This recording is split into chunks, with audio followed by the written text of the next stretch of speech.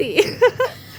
אוקיי, ואחרון, כדי שנדע מה מותר משהו, אלה דברים נורא טעימים, ואם תתנו אותם לתוכים שלכם, הם כנראה ממש יעופו על זה. מה שאתם לא יודעים, וכנראה גם התוכים שלכם לא יודעים, זה שזה סופר לא בריא.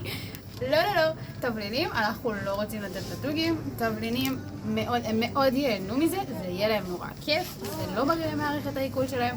הם לא יודעים איך לאכול, ליטרלי, הם לא יודעים איך לאכול את הדבר הזה, וזה פוגע להם לטווח ארוך בכל הדברים הפנימיים שלהם.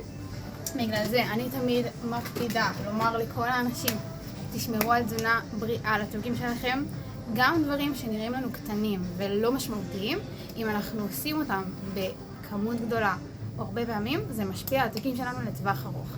מי שרוצה שאני אשלח לו כתבה על תזונה מושלמת לתוכים שלו, זמן להגיב תזונה ממש בסרטון הזה, ואני אשלח לכם את הכתבה שמפרטת את כל מה שצריך לדעת על תזונה של תוכי בבית.